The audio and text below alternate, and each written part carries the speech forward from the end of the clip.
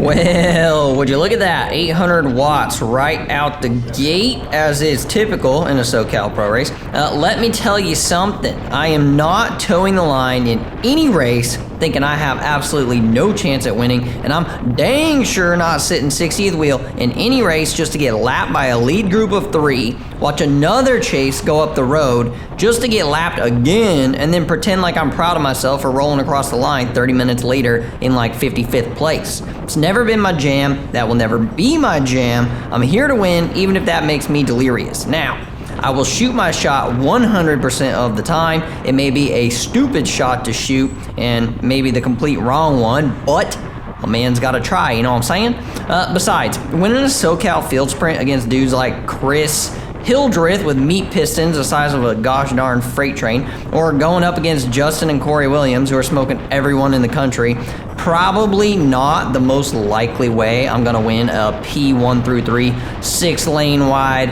CBR. So yeah, all right, monologue over. Let's talk about how the race unfolded. I'll show y'all how I ended up off the back sucking my thumb in the rain on the sidelines like the little baby I am. Oh, as you guys can see, the race starts hot. I mean, I feel like every single CBR, the race starts hot. Oh, if you guys are not familiar, this is CBR. It's California Bicycle Racing right here in SoCal. This is CBR number 2. It's the Pro 1 through 3 field. It's a little later in the day. Kind of gonna turn into a little bit of a rainy one once we get closer to the end here. Started out dry, luckily. I already have one race in my legs today. That was the Cat 2-3 race, but man, I love the pro race. It's super smooth, even from the beginning when it's hot like this. It just gets strung out, super efficient, laid back. I was actually really efficient in this race.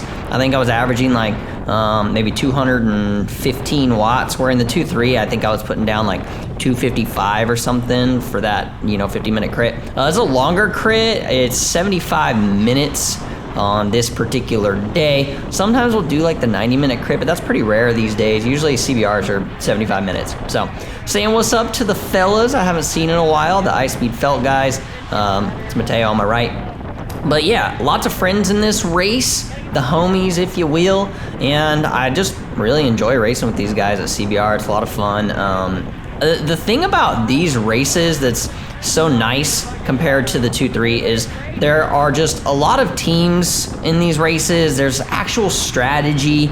You feel like you're actually racing your bike and that people around you are racing their bike. You're not just like trying to avoid getting unalived by, somebody who's willing to like fight you to the death for your teammate's wheel with 40 minutes left in the race. Like, dude, it does not matter yet, so just chill out.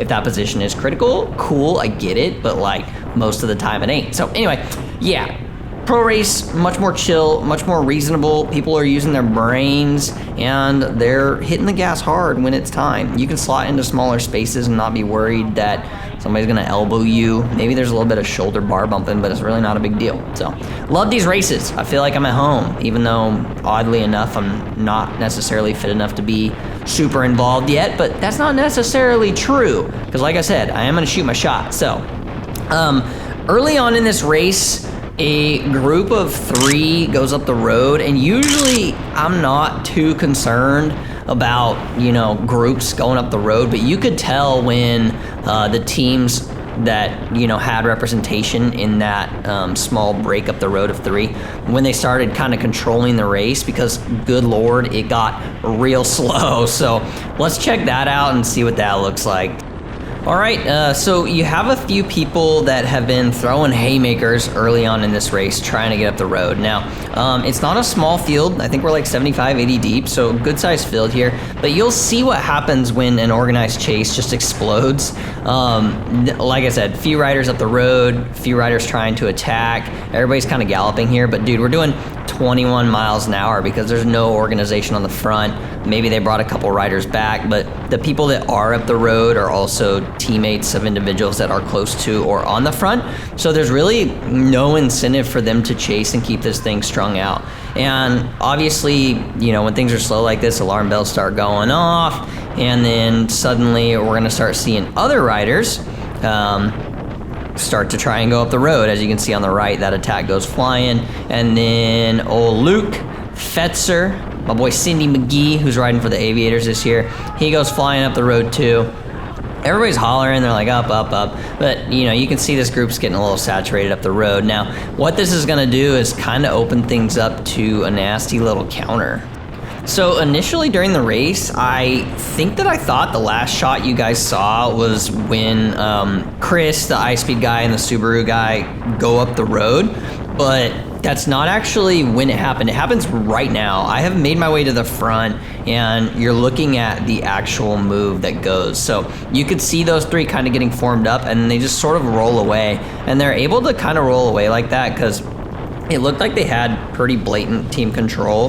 There was a Team 6 rider up there, an iSpeed rider up there. I don't know if any Subaru riders were up there, but all they had to do was just get this little bit of a gap, and then you'll see we just like step on the brakes, and the whole field right here is just slowing up. It looks really relaxed. This section is usually like 33 miles an hour because it's downhill, but the gap is just growing, and the gap just continues to grow for like really only like 10 or 15 minutes. And then I realized how slow we've been going for that long, and I'm like, all right, I gotta get up the road too, man, because this like break of 3 is long gone. So all these attacks are flying, and I'm finally like, dude, I gotta be in a chase group here because that other group is like a problem. So I'm just following wheels, trying to get up the road myself, and you can see it's kind of just exploding. There's groups like already way up there, groups of like 2 and 3 and groups of 3, 4, 5, and we're getting some separation from the field, but like not enough.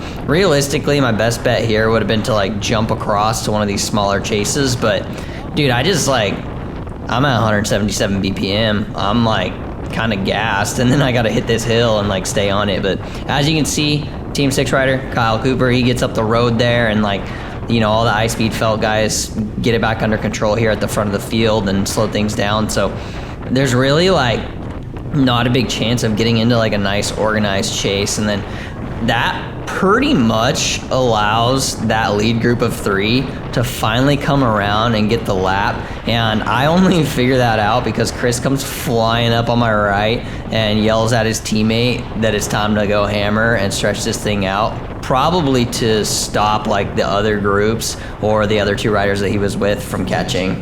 Nonetheless, that didn't really work. You'll see the iSpeed felt rider rolling up on the right there. That is Yogi. He was in the 3-man break with Chris, the Team 6 rider, so he makes his way up to the front as well. The race had been hard for like the last 5 or 6 minutes though. People just absolutely drilling the front, making it super fast. And now I realize that these 3 guys have gotten around. I'm not just gonna sit here and like not give myself a chance in this race. Like, I'm fully aware that it's a long shot, but like, dude, I don't know, my best shot's up the road. So jumping ahead, guys, I've been a part of a couple like little cheeky things here, but you're seeing now like maybe the most threatening attack of the day. Well, at least that I thought was one of the most threatening attacks of the day. It's kind of going up to the right now. I see Darren just kind of out here in no man's land, and iSpeed Felt's letting him roll. And I was like, dang, like, do I just get across to him? And so I'm hoping that they let him go up the road a little bit. They don't in that situation. And I'm like, like, who are dudes in this field that I really want to like ride with and try and get across with? And this Subaru Santa Monica rider, like I said, name's Darren, he's one of them. Now the attack flies, and now they're letting us get a gap. And I'm just a little cat 3, man. They don't care about me, and I'm hoping that this is like my ticket one of these days. They're just gonna forget about me, and then I'm gonna show up with like insane fitness, and then that's gonna be my day, because I'm gonna sneak away, I'm gonna solo this thing doing my 400 watts for 20 minutes, and then boom, that's how I went a Pro 1 through 3 in SoCal. But no, really, I do think Darren's a good dude to work with here, and so I jump on his wheel, I get across to him. Right about then, my teammate, Julian, comes up behind me, and I'm kind of gassed, but I'm hoping that he's not. He's just on better form than me right now. So if he can work with Darren, I mean, dude, that works, because like a teammate win, I'll take that also. So those 2 are up the road, and then I see Luke Fetzer go, and I'm like, all right, dude, like that could be the group that actually makes something happen. But I'm pretty sure that iSpeed felt rider that you just saw go up the road, I think that was Yogi, who is sitting in second right now and has already lapped. So, sorry, Chris. I kind of pulled off the wheel here because I was cooked after that little bit of effort I did. Just didn't quite have it. Everything buttons up here, and I'm actually just exploding. So I do make it a little bit longer in this race. That was kind of like my best last-ditch effort, and I think that actually like the third place chase comes shortly thereafter, and it becomes like a group of 6. So, you know, it wasn't a terrible maneuver on my part. Maybe not the best time thing. Maybe I just couldn't hold the wheel. I don't know. But I thought that Julian might get out there and work with Darren, and that they could maybe get around or just at least get out there in front. But that didn't happen either. Julian did spend some time solo later in this race. I felt bad for him, but that was with me already on the sidelines after I'd punched my own ticket. So let's just go to me punching my own ticket.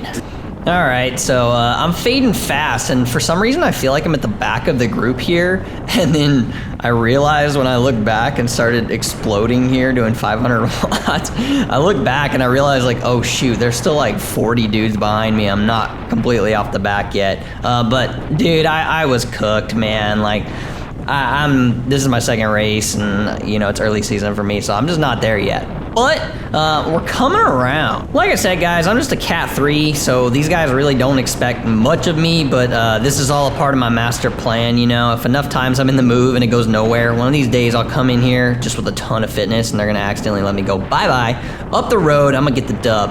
At least that's what I keep dreaming about happening. At the very least, though, I feel like in these fields, like, I'm racing my bike forward. It feels more strategic. I'm trying to use my brain and actually learn something. You know, of course, guys, I'm no genius. I'm still, like, super new to racing the pro field. This is my second race of the day, so like I said, I'm kind of cooked this early in the season, but I know I will come around, and, you know, with time, too, I'll learn and make smarter decisions, and my timing and my fitness will all also be better.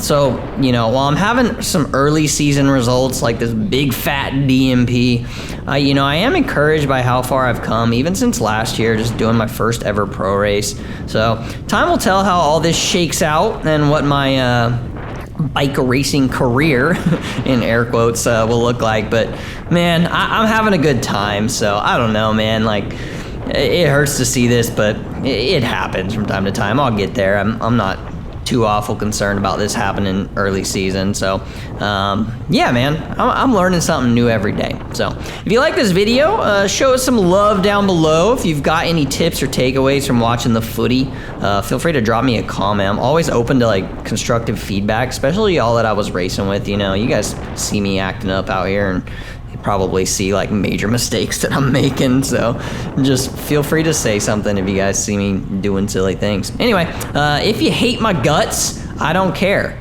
I will catch you in the next video. Have a great day. Oh, real quick, yeah, congrats to Chris for winning from Team 6.